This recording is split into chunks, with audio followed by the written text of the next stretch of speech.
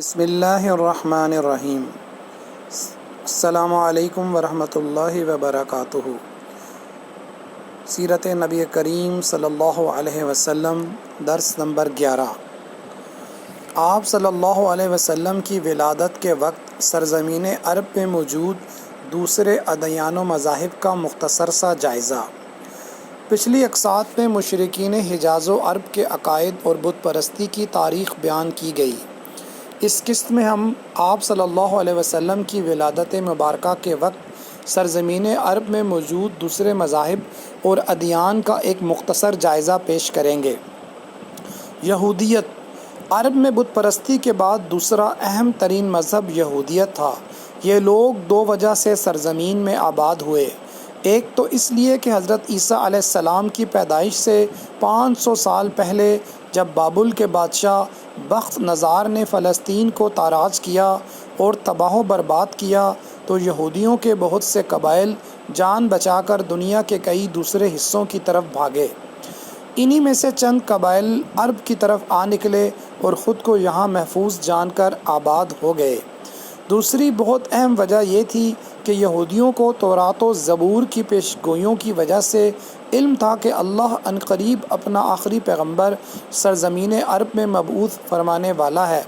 یہ اس نبی کو اپنا نجات دہندہ جانتے تھے، اس لیے یہ لوگ آخری نبی کے انتظار میں یہاں آ کر آباد ہو گئے۔ چونکہ حضرت ابراہیم علیہ السلام سے لے کر آپ صلی اللہ علیہ وآلہ وسلم تک جتنے بھی نبی آئے سب بنی اسرائیل میں سے ہی مبعوث ہوئے تھے، تو اس بنا پر ان کا خیال تھا کہ آخری نبی بھی بنی اسرائیل سے ہی ہوگا۔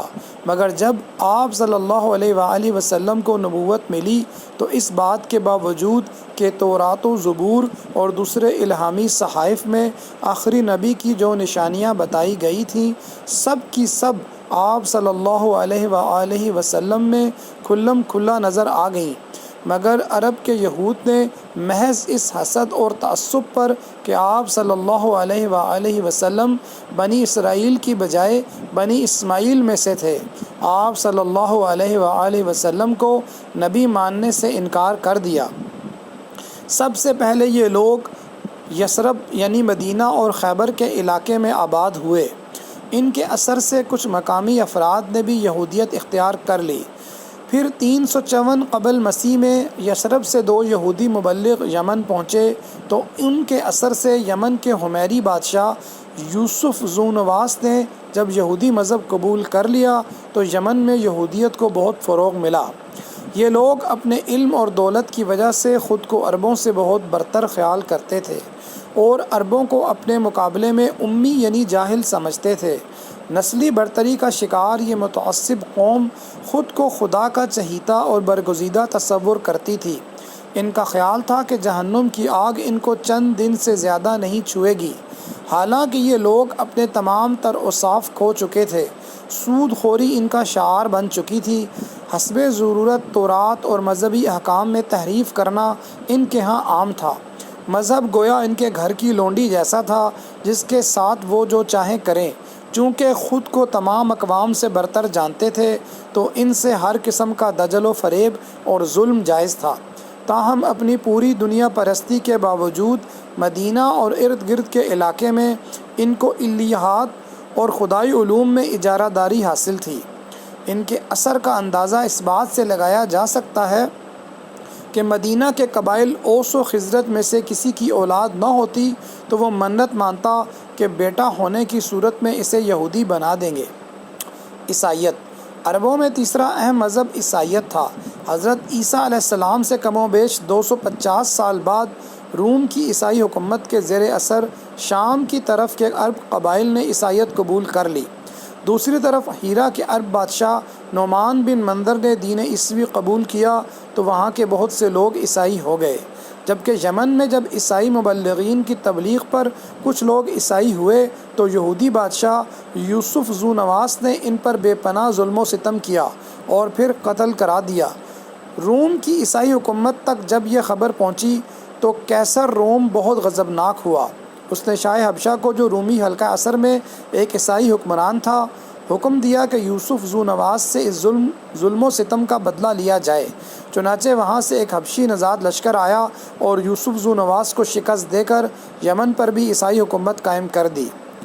ابرہہ بن اشرم اسی لشکر کا ایک فوجی سردار تھا جو بتدریج ترقی کر کے بالآخر یمن کا نیم خود مختار بادشاہ بن بیٹھا۔ یہ کٹر عیسائی تھا اور اس نے یمن میں عیسائیت کے فروغ کے لیے بے پناہ کام کیا۔ یاد رہے کہ یہ وہی ابرہہ ہے جس نے صنعاء میں کعبے کے مقابلے پر ایک عظیم الشان کلیسا تعمیر کرایا اور پھر خانہ کعبہ کو گرانے کے ارادے سے مکہ پر حملہ آور ہوا۔ اس واقعے کی تفصیل درس نمبر 6 اور 7 میں گزر چکی ہے۔ اس زمانے کے عیسائی حضرت عیسیٰ علیہ السلام کی تعلیمات کی بجائے سینٹ پال کے مذہب کے پیرو ہو چکے تھے۔ سینٹ پال پہلے یہودی تھا۔ اس نے دعویٰ کیا کہ اسے حضرت عیسیٰ علیہ السلام نے خواب میں حکم دیا ہے کہ میرا دین پھیلاؤ۔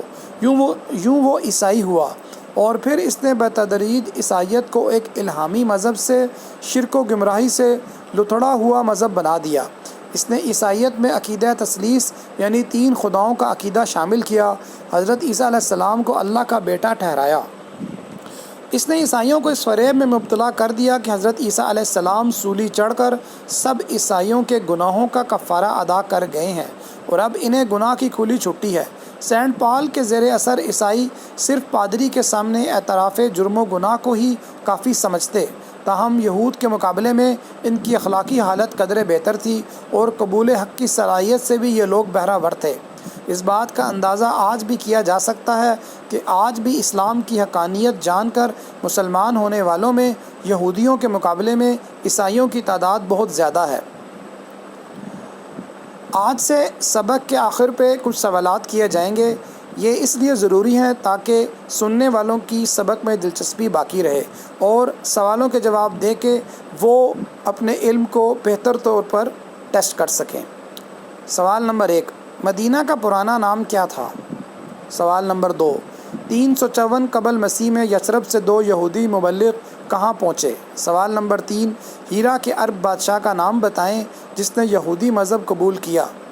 جواب دینے والے اگر جواب دینا چاہیں تو وہ کمنٹ باکس میں اپنا جواب دے سکتے ہیں۔ جی یوٹیوب کے کمنٹ باکس میں اپنا جواب دے سکتے ہیں۔ جزاک اللہ خیرہ۔